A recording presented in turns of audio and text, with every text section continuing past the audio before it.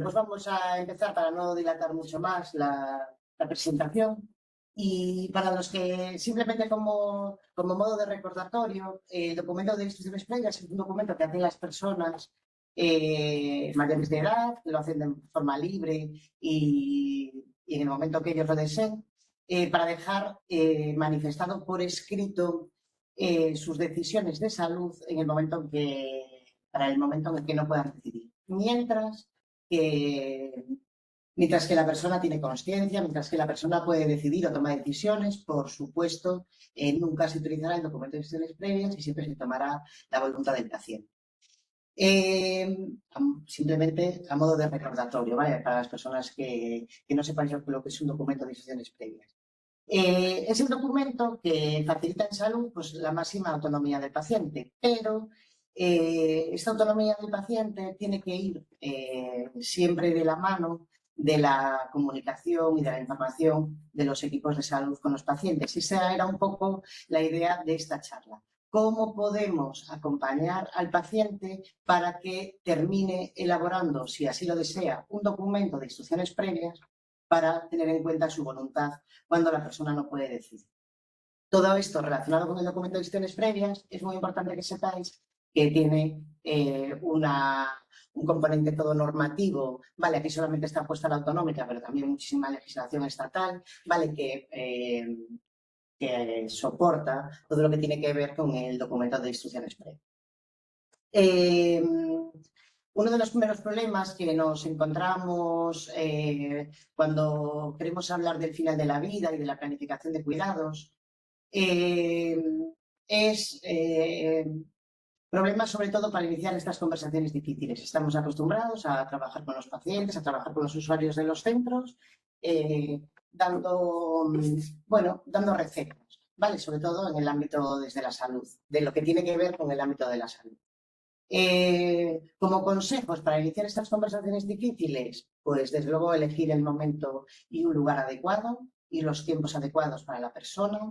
Hay que buscar una oportunidad, hay que buscar lo que se llama, pues no sé, se llama en el ámbito comercial un evento gatillo, ¿vale? Hay que buscar una oportunidad natural para hablar sobre el tema y para mí, si desde luego el diagnóstico de una enfermedad, un cambio brusco de tratamiento, un empeoramiento del estado de salud es una oportunidad natural, pues un evento gatillo. No hay mayor evento gatillo para uno de vuestros usuarios, que es ingresar en un centro residencial. Yo creo que el punto de inflexión vital de ingresar en un centro residencial sería una oportunidad, un evento gatillo perfecto para iniciar conversaciones sobre el final de la vida. Si no me equivoco, la mayoría de las personas que ingresan con problemas graves, ¿vale? O importantes de salud, o al menos con algún impedimento, ¿vale? Que le impida mantener su vida en su entorno habitual. Y por lo tanto me parece un evento gatillo, una oportunidad natural, hablar del final de la vida y la planificación de cuidados en el ingreso de un centro residencial. Claro, parece un poco brusco, ¿no? Para una persona de un centro residencial y ya le hablas del final de la vida. Pero quizás sí que justamente podáis, ¿vale?, compartir experiencias con esa persona para garantizar que la persona puede planificar sus cuidados. Hay que enfatizar los beneficios de hacer planificaciones de cuidados, hay que destacar la tranquilidad de las familias y del entorno cuidador o del entorno de cuidados que tenga esa persona relacionado con que se haga la voluntad de su familiar. Y, desde luego, hay que aprovechar todas las herramientas y todos los recursos que existen, ¿vale?, trabajados en el final de vida para guiar las conversaciones. Muchísimos problemas que nos encontramos, muchísimas barreras. Pues hay muchísimas barreras emocionales, ¿vale? Hay negaciones, hay miedos, hay problemas de cuándo lo iniciamos si no hay una crisis de salud. Hay muchísimos, conceptos erróneos relacionados con la planificación de cuidados dirigidos solo a aquellas personas pues, que están en final de vida. Tenemos un problema. Que non pasan as diapositivas. Así que vou a intentar arreglalo. Y también hay muchos problemas relacionados pues, con las normas culturales. Y uno de los aspectos más importantes es en el ámbito de las personas mayores y del ámbito de la discapacidad, es justamente el trabajo con la discapacidad en el ámbito de la comunicación.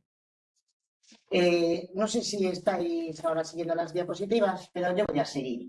Vale, una de las opciones que tenemos para trabajar este tipo de conversaciones difíciles es una de las herramientas, ¿vale?, que disponemos los profesionales, que es utilizar el protocolo Bookman, por ejemplo, que es una serie de pasos correlativos, ¿vale?, para informar a los pacientes sobre su situación de salud. Este protocolo Bookman, aunque no tenga nada que ver, tenéis una guía para profesionales en la web del SERGAS de duelo gestacional, y me diréis, madre mía, de duelo gestacional, pero que explica muy bien cómo informar y comunicarse con las familias en el momento en el que existe una pérdida gestacional o una pérdida perinatal. Y quizás podáis sacar de este protocolo Bookman muchísimas posibilidades para iniciar las conversaciones difíciles, para preparar a los pacientes, para que puedan, si así lo quieren, ¿vale?, formalizar e inscribir un documento de instrucciones. Mayoritariamente las personas desearían manifestar su voluntad. A veces es un poco corto que simplemente lo hablemos porque no siempre luego podemos garantizarlo, y la única forma de garantizar es que el documento se inscriba y se formalice en el Registro Galego de Instrucciones Previas. Pero realmente el camino, ¿vale?, el trayecto que vamos a hacer los profesionales con los usuarios sería perfecto. Sería perfecto si lo cerráramos con un documento de instrucciones previas, aunque no es imprescindible. Algunas comunidades autónomas se nos adelantan en la planificación compartida de la atención y, por ejemplo, este documento que vamos a ver ahora son 5 páginas de preguntas que está publicado en la página web del Sistema de Salud del País Vasco, en el que dan un documento a las personas que quieren hacer un documento. Ellos le denominan voluntades anticipadas, nosotros en Galicia le llamamos documento de instrucciones previas, y es justamente algunas preguntas para que las personas piensen y reflexionen y después elaboren y formalicen e inscriban tu documento de instrucciones previas. A mí me parece muy interesante este sistema que tiene el País Vasco, pero bueno, ahora vais a ver que son 4 páginas en las que las personas tienen que escribir, y entonces, bueno, pues quizás no sea muy adecuado al ámbito residencial, pero sí que lo podemos utilizar, y muy importante, pues como guía de participación de las personas en la planificación compartida de la atención. Este documento tiene cuatro opciones. Uno en el que se les ofrece a las personas hablar sobre lo que para ellos es calidad de vida. Otra parte que pueden hablar sobre la salud y los cuidados sanitarios. Otra parte sobre la información, lo que desean, hasta cuánto desean ser informados y la toma de decisiones. Y una última parte que vamos a ver a continuación, que es todo lo que tiene que ver con el final de vida. Quizás, ya veis, ¿no?, tienen unas preguntas y tienen una línea para que las personas puedan escribir, simplemente a modo de guía para que lo podáis utilizar si las personas tienen deseo, ¿vale?, tienen deseo anticipado de hablar sobre la toma de decisiones. Pues me parece que es un documento público y que es un documento muy importante. Luego os lo dejaré también puesto. Hay una asociación, la Asociación Española de Planificación Compartida de la Atención, que tiene un documento también similar a este, que también está en la web de la entidad, y que son muy parecidos, que también os puede valer como voy a decir, como guiaburros, ¿vale?, para que podáis hablar sobre el final de vida y sobre la toma de decisiones y planificación de cuidados con vuestro usuario. De preguntas sobre calidad de vida, qué cosas son importantes para usted, qué cosas hacen que la vida merezca la pena, si tiene algún significado, qué significa calidad de vida para la persona, qué cosas echaría de menos si no lo pudiera hacer, caminar, hablar, comer, pensar. Habla sobre los cuidados sanitarios, cómo afecta la vida el problema de salud que usted tenga, cómo cree que puede evolucionar su enfermedad. Esto también nos habla mucho sobre hasta qué punto conocen, ¿vale?, los pacientes la enfermedad y cómo puede limitar o cómo puede agredir a la calidad de vida. En tema de la toma de decisiones, también les preguntamos sobre si la persona desearía saber cómo se prevé la evolución de la enfermedad o el estado de salud, cuánta información quiere tener, solo lo básico, todo lo que sea posible. Y aquí tenemos, pues, claro, un montón de opciones intermedias, ¿no? Pues yo sé esto, etc. Le preguntamos también si le gustaría participar en la toma de decisiones que afectan a su salud. Prefieren que decidan los equipos médicos o los equipos de enfermería. Hay otras personas que desean tomar las riendas y decidir todo sobre las decisiones de la salud una vez recibida la información. Se les pregunta si desean que los familiares o el entorno allegado participen en la toma de decisiones. Si no fuera capaz de expresarse, ¿quién quiere que lo hable por usted? A esas personas les ha dicho usted lo que prefiere. Esto tiene mucha importancia relacionado con el documento de instrucciones previas, porque en el documento de instrucciones previas, aunque la persona manifiesta su voluntad sobre los cuidados de su salud, una vez que no pueda decidir, existe la posibilidad, ¿vale?, de nombrar interlocutores sobre ese documento de instrucciones previas. Y entonces, si todas estas preguntas se van contestando, ya tenemos muchas opciones para ir dándole forma al documento de instrucciones previas. Les sugerimos a los usuarios que piensen sobre el final de la vida, que hagan una reflexión, lo que hablábamos antes, ¿no? ¿Tenemos alguna persona o hay alguna persona que haya fallecido y cómo ha sido la atención? ¿Qué le ha parecido? Aspectos positivos y aspectos negativos. Les preguntamos si desean más cantidad o calidad. En todo esto, las opciones son múltiples, ¿vale?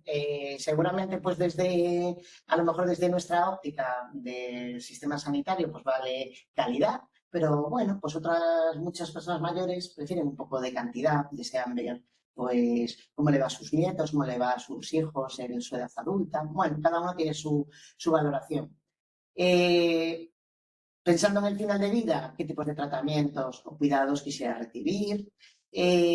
¿Cuáles prefiere que no se apliquen? ¿Ha pensado en alguna situación en la que prefieren que no se apliquen tratamientos? ¿Ha pensado en que le quiten el dolor, el sufrimiento? Si usted se encuentra en la última etapa, ¿desea estar informado o no? Se le pregunta, por supuesto, sobre las creencias religiosas o culturales o valores culturales que se tengan en cuenta. Si tiene alguna opinión sobre la muerte que le preocupa, si le gustaría hacer algo antes de morir, dónde le gustaría ser atendido. Como veis, todo este documento de 5 páginas va a ir respondiéndonos al documento base que habéis visto en la formación anterior, que propone el Sergas en su web para que los usuarios formalicen el documento de instrucciones previas. Y por último, la última parte, que si le gustaría pues, ser donante de órganos, si fuera posible. No está contemplado, porque todos estos documentos son anteriores al año 21, no está contemplado el hablar sobre la eutanasia, ¿no? Pero sí que es verdad que a día de hoy pues, tendríamos que incluir alguna información o alguna pregunta relacionada con si además de evitar el dolor y el sufrimiento con aquella medicación que garantice el confort del paciente, pues si el paciente desea que se le provoque la muerte, ¿no?, a través de la eutanasia. Y quizás esto sí que en el ámbito residencial pues sea también un tema pues seguramente un poco tabú a día de hoy todavía. De todas maneras, yo que hago muchos documentos de instrucciones previas, yo que formalizo muchos, me sorprende que las personas mayores tienen muchísimo criterio, mucho más que los jóvenes, a la hora de decidir su opinión sobre la eutanasia y dicen, no, de ninguna manera. Yo quiero confort, pero no. Entonces, sí que es verdad que conocen muy bien la diferencia y conocen muy bien su decisión, ¿vale? Que tiene mucho que ver con todavía las creencias religiosas, ¿vale?, que tenemos en la mayoría del ámbito en Galicia. Esto Esto que está en el País Vasco, pues muy desarrollado y con un profesional médico que da gusto oírlo. Os voy a dejar después unos enlaces para ver si queréis acceder, porque da gusto escuchar a... Bueno, no me va a salir.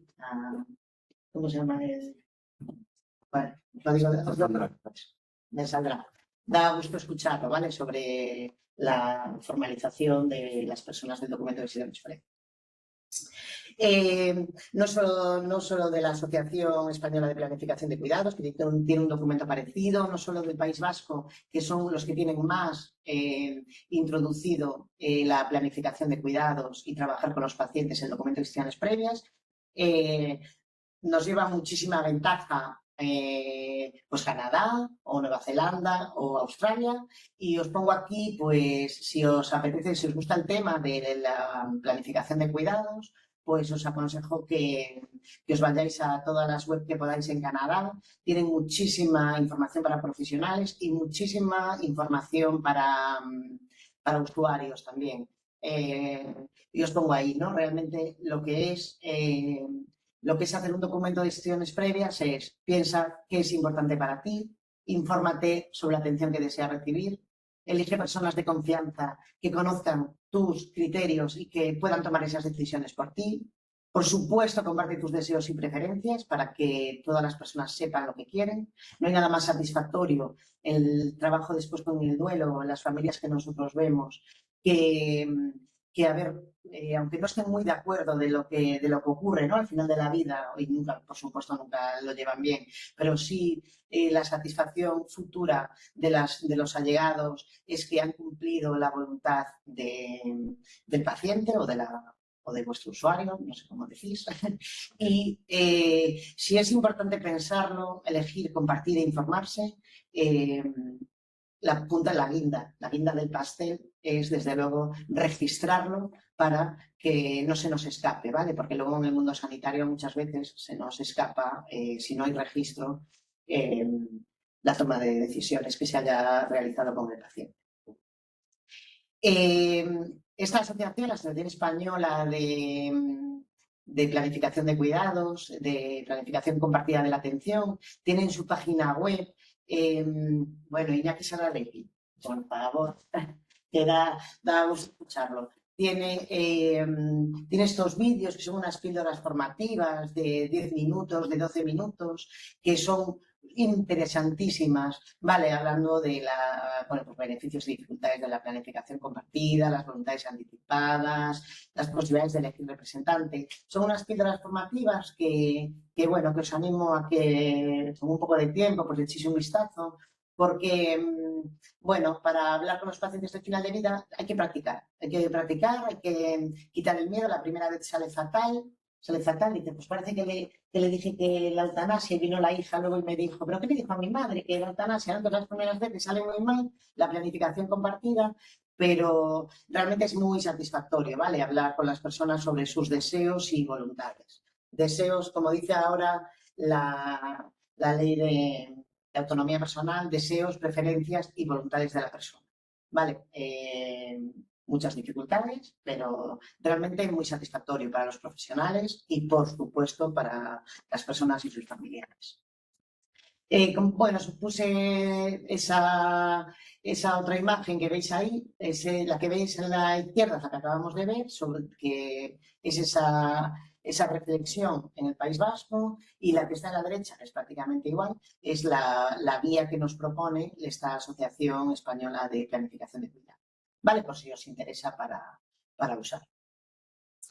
Y como me decía el doctor Ramelo, pues que estáis muchas residencias, a lo mejor de otra área que no sea el área de A Coruña, pues os dejo ahí las unidades habilitadas donde ponerle la guinda al pastel y formalizar o instrumentalizar el documento de instrucciones previas.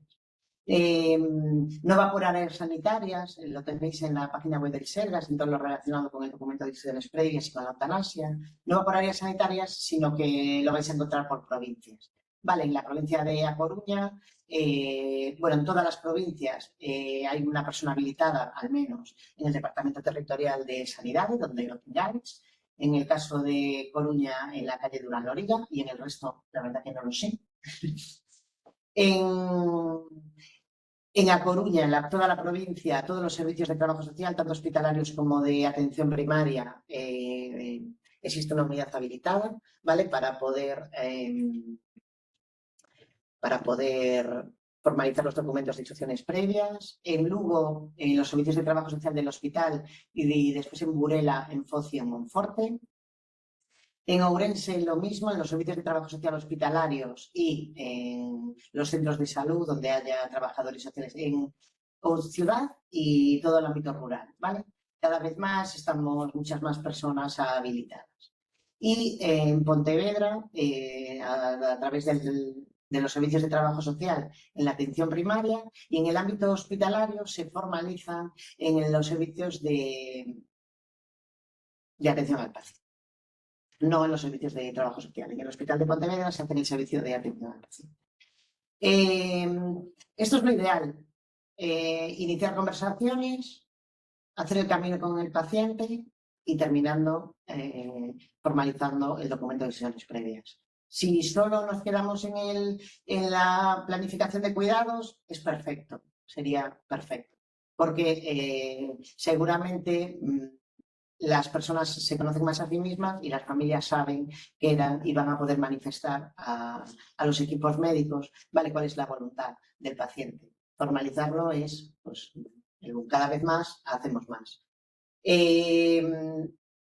A través del programa del doctor Lamelo y gracias a él, pues el Servicio de Trabajo Social de Coruña ha iniciado ya hace unos años y bueno, pues a veces con más o menos posibilidad, pero desde luego hemos iniciado muchísima formación en los centros residenciales, allí donde nos llaman. Es súper gratificante, o sea, me gustaría que cualquier residencia de cualquiera de las otras áreas solicitéis a los servicios de trabajo social formación para usuarios y para profesionales del ámbito sanitario y del ámbito residencial, porque sacamos mucho jugo, no solo porque hacemos documentos de instrucciones previas dentro de los propios centros residenciales, sino porque las personas reflexionan sobre cómo quieren que sea su calidad de vida. Y a veces pensamos que todos los profesionales que estamos muy al día sobre lo que es un documento de instrucciones previas, lo que es la planificación de cuidados, pero realmente en el pie de cama, cuando un usuario nos dice yo no quiero vivir así, pues en vez de enfrentarnos, pues lo que hacemos es salir andando para atrás, ¿vale? Y decir, bueno, a ver si el siguiente lo puede hablar o hablar con un compañero y decirle, pues me acaba de manifestar Manolito que desearía fallecer y yo no me atrevo a hablar. Cuanto más formación, cuanto más conozcamos, pues simplemente el hecho de yo no quiero vivir así, y dice, pues si usted sabe que existe la posibilidad de que esto usted lo manifieste por escrito, pues solamente ese empujón nos va a abrir la puerta a que los pacientes puedan manifestar su voluntad.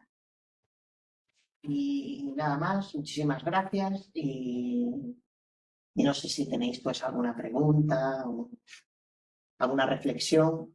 Gracias, Luisa. Yo creo que de una forma clara has dejado el tema en la palestra,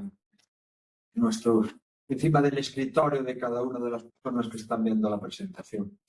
Bueno, os cuento así a grandes rasgos la importancia del documento, que creo que todos los presentes la conocéis.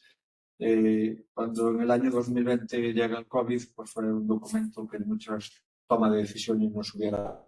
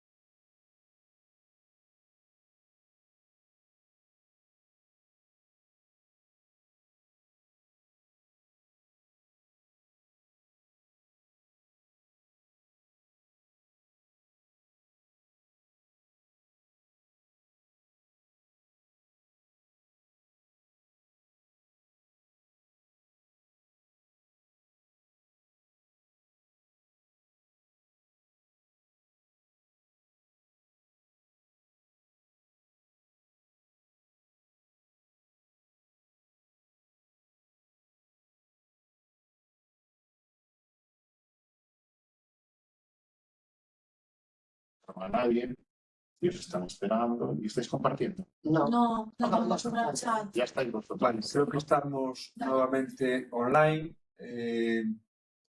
Hemos tenido un nuevo apagón, no sabemos por qué. Aparte de inutilidad informática, venir otra vez en la pantalla. Estábamos un poco, ya había finalizado Luisa la charla, creo que llegó al final. Que nos hubiera sido en estos años y sobre todo en los años de la pandemia, de tener manifestado muchas personas que en aquel momento cuáles eran sus deseos. Si no recuerdo mal, en esta área sanitaria tenemos 4.100 personas en residencias. Y si no recuerdo mal, creo que en aquel momento cuando empezamos, no sé si fue en 2020, principios de 2021, había en torno a unos 6 documentos hechos. Había 6 personas que ya en algún momento determinado, a lo largo de su vida, desde que existe el documento Últimas Voluntades, que habían formalizado lo que querían hacer, ¿no? Ahora tenemos muchos más, no os puedo decir una cifra exacta, pero en estos últimos años, gracias al trabajo de Luisa, de Miguel, de Paula y de los distintos compañeros de trabajo social de esta área sanitaria, hemos hecho muchos documentos. No solo a los usuarios, sino también a los profesionales que así lo quieren hacer. Porque esto es algo que no hay que esperar a estar institucionalizado, no hay que esperar a tener 60 o 70 años para hacerlo. Por desgracia, la vida en un segundo cambia y por desgracia, pues a veces es mejor dejar escrito, igual que dejamos el testamento de la casa, dejar escrito qué quieren que hagamos con nuestra calidad de vida. Os decía que en los documentos que solo se pueden abrir cuando la persona enferma no es capaz de manifestar sus deseos, si no prima lo que nos diga esa persona, siempre y cuando esté íntegra cognitivamente, priman la conversación que hay que mantener en ese momento. Es cuando él no puede manifestar, cuando los médicos podemos abrir ese documento, si no sería una ilegalidad, no se puede abrir bajo ningún concepto ese documento, solo cuando el paciente no puede manifestar sus deseos. Pero a lo largo de estos años hemos tenido familias que ante un deterioro cognitivo avanzado, pues incluso han solicitado una eutanasia. Como eso no figuraba en un documento Últimas Voluntades, la eutanasia no se contempla, por mucho que médicamente fuera deseable, por mucho que la familia no lo pida, es una ilegalidad. Sí sería legal si la persona, en su momento, cuando hizo ese documento, sí lo manifestó. No, además, mira, gracias porque se me olvidaba. Claro, la única forma a día de hoy legal de que se pueda hacer una prestación de ayuda para morir, si el paciente pierde la conciencia, la única posibilidad legal es que haya un documento de insuficiencia. Si no, ya no se puede hacer. Voy a contestar a Sheila. No, voy a contestar a Sheila porque nos hace una pregunta. Si eres Sheila la de Coruña, pues lo único que tendríamos que hacer es avisarnos a través del doctor Ramiro, a través de Paula, la trabajadora social, y nosotros iniciamos el trámite. El trámite de hacer un documento de instrucciones previas es un trámite administrativo. La persona cubre un documento de instrucciones previas y hace una solicitud administrativa porque el documento se sube al Registro Galego de Instrucciones Previas, que pertenece a la Secretaría Xeral Técnica, o que está bajo la Secretaría Xeral Técnica de la Consellería de Sanidad, y la persona tiene que hacer una solicitud administrativa para que ese documento se introduzca en su expediente y guiarnos. Entonces, si tenéis alguna persona susceptible de hacer un documento de instrucciones previas, en el área sanitaria de Coruña, nosotros nos desplazamos de donde nosotros nos llaméis. Y en el resto de las áreas voy a adelantarme a decir que si tenéis alguna persona, seguramente cualquier compañera trabajadora social se pudiera desplazar al centro residencial a formalizar ese documento de instrucciones. Y como si quieres Sheila de Coruña, de poco, pues supongo que nada, que te pones en contacto con nosotros y nos desplazamos a hacer el documento de instrucciones previas si la persona lo desea. Y si la persona se puede desplazar, pues y una persona que va de Galicia a Madrid, la persona que va de Galicia a Madrid, el registro galego de instrucciones previas, cuando el documento está registrado y formalizado, existe un registro galego de instrucciones previas que tiene un nexo automático con el registro estatal de instrucciones previas. Por lo tanto, si la persona ingresa en un hospital de cualquier comunidad autónoma y tiene el documento registrado en Galicia, no se puede ver en cualquier sitio de la comunidad, en cualquier comunidad autónoma, perdón, de todo el territorio. Sí, en relación a esto que comenta Luisa, sí me gustaría poner un ejemplo propio. Tengo 89 años, tengo la suerte de tener un padre de 89 años y una madre de 87, que el año pasado, de voluntad propia, hicieron el documento muy fácil. Obviamente esto es un lío, pero obviamente y los trabajadores sociales, sitios habilitados tienen que hacer el mismo documento para unos que para otros y eso queda registrado obviamente en el registro galego. Por eso el registro galego es un registro estatal y tanto de hacer un documento de instituciones previas como solicitar la prestación de ayuda para morir es un derecho de la ciudadanía, no es un derecho de los pacientes sergas. Entonces, todos vuestros usuarios que sean de otras asistencias sanitarias que no sean sergas, también tenemos la obligación, ¿vale?, de recoger la solicitud de la eutanasia, por ejemplo, o de registrar un documento de instrucciones previas. Y igualmente que si un paciente vuestro en un centro residencial en Galicia viene de otra comunidad autónoma y tiene un documento, nosotros a través del registro galego tenemos acceso a ese documento. Mientras no surja alguna otra pregunta, yo me gustaría que parte de la charla nos ponga al día de lo que es esto de las instrucciones previas, del documento de última voluntad, del testamento vital, el nombre que queramos. Al final, detrás de eso está el objetivo de tener registrados nuestros deseos y nuestras preferencias. Sí. ¿Contesta la pregunta? Sí, contesto la pregunta. Yo creo que queda colgado en la charla. Sí, ¿no? en unos días estará colgado en la web. Si os gustó, os la regalo para que la utilicéis. Quiero decir que lo que tenemos que hacer es aprovechar la formación y los documentos que están hechos. Es una charla muy básica que si os gusta y la queréis usar, pues la copiáis, la pegáis y la usáis nítidamente, que no tengo yo ningún problema. No tengo copyright. Tienes otra pregunta. ¿Cuánto tarda en oficializarse el documento desde que se escribe? Desde que se firma, todos los documentos son válidos una vez firmados y fechados por el paciente, una vez que es válido desde esa fecha. Otra cosa es la inscripción.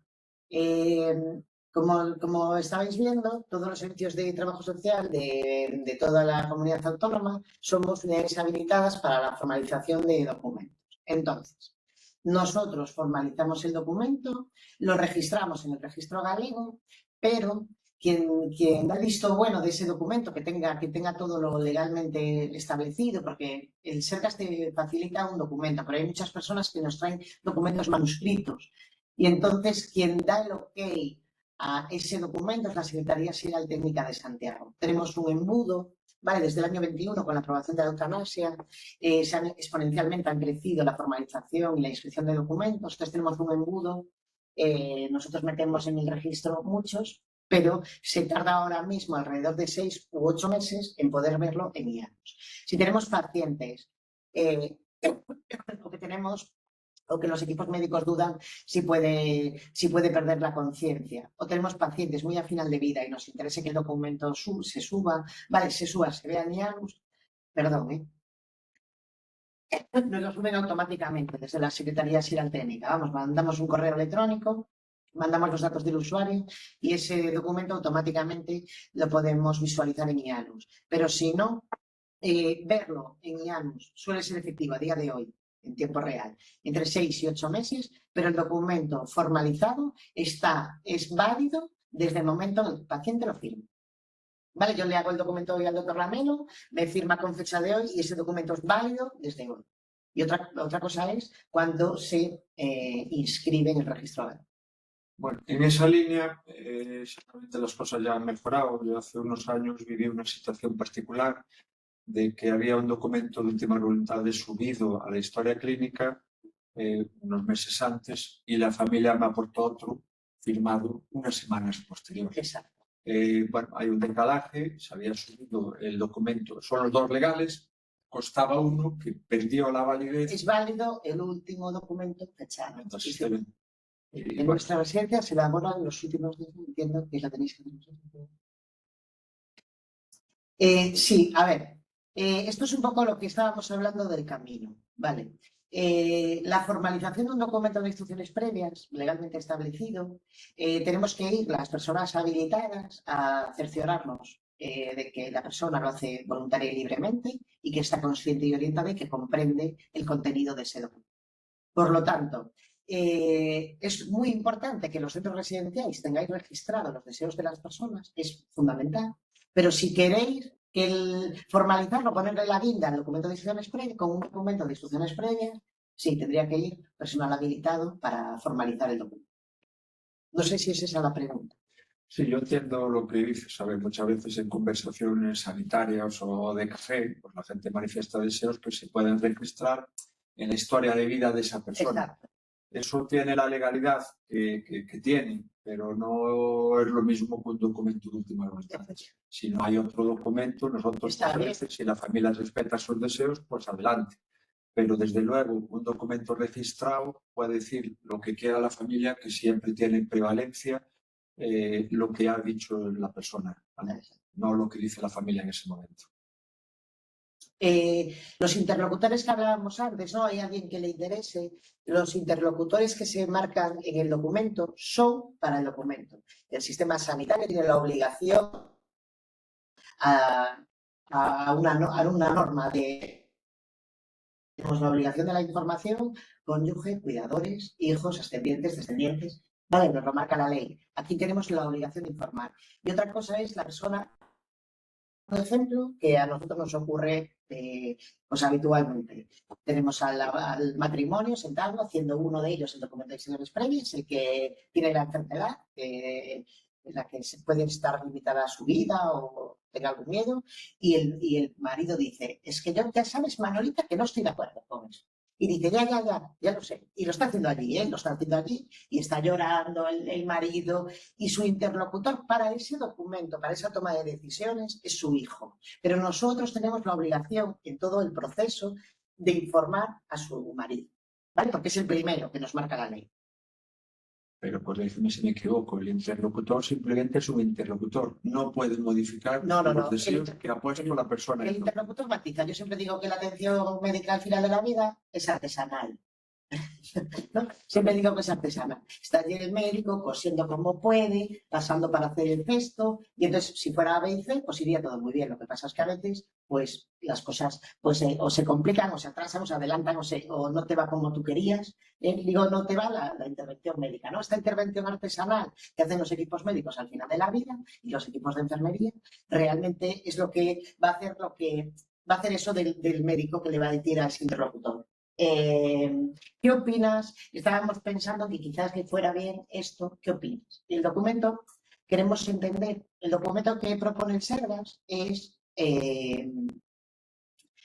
un documento bastante amplio, en el que después, en el ajo, ¿no?, de la atención directa, pues bueno, cuesta tomar decisiones. Entonces, sobre esa decisión médica, que tú la tienes clara, pero que puedes a lo mejor tomar alguna decisión artesanal, sí. Vale, no sé si... Hay matices. Hay matices. No todo puede estar escrito. Exacto, hay matices, ¿no? Y si y en final de la vida no hay protocolo,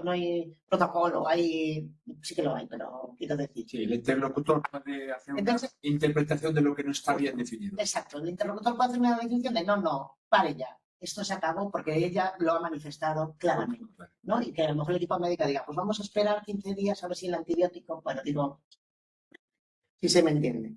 Muy bien. Sí es parte de la historia de vida, pero sí. La validez legal es el documento registrado o hecho previo al registro, ¿no? Firmado y formalizado por él. Bueno, yo creo que simplemente queríamos concienciar a la gente, a los profesionales, a las personas de la importancia de reflexionar, de pensar que por ahí vamos a pasar todos, no se salva nadie, y que si dejamos registrado, escrito y manifestado nuestros deseos, seguramente pues otras personas van a tener menos problemas y dentro de esto, desde el punto de vista asistencial, va a ser más sencillo. En Coruña, por suerte, lo tenemos bastante bien organizado, o en las residencias, con los trabajadores sociales que se desplazan a las residencias, dan las charlas correspondientes, aclaran dudas y otro día vuelven a hacer la firma del documento. Sé que en otras áreas no estará tan fácil, pero es necesario, pues seguramente, establecer relaciones con los servicios de trabajo social y creo que en general van a mostrar toda su voluntad de desplazarse a hacerlo en tiempo y forma adecuada. Yo creo que sí. Ya sin más, pues agradecemos a Luisa, os agradecemos a todos vuestra presencia. Repetimos, la charla, como todas las que hacemos, pues quedan subidas al cabo de unos días en la web correspondiente a la Unidad de Coordinación de Residencias. Tenéis un poco esa información también en el cartel informativo que os mandamos con las sesiones. Y sin más, os emplazo a la próxima. Déjame contestar. Sí, perdón. No tiene, yo conozco el juego de cartas, pero o sea, nosotros desde trabajo social no lo usamos, ¿eh? Lo que pasa es que, bueno, pues sí sería un recurso, una herramienta que hablábamos antes, importantísima, ¿vale? Igual que estos documentos que os dejo ahí, una herramienta buenísima para iniciar esas conversaciones en trabajo en grupo en el ámbito residencial. Vamos, perfecto. Y ya sin más podemos llegar. No, perfecto, no había visto la pregunta. Cuando carta me parece perfecto, no tengo nada. Trabajo grupal. Ya sin más agradeceros, os emplazo a la formación que tendremos a finales de junio. Os mandaremos en tiempo y forma la información debida. Creo que va a ser una sesión muy interesante, no os adelanto nada ahora y os mandaré la información cuando corresponda. Muchas gracias y hasta pronto.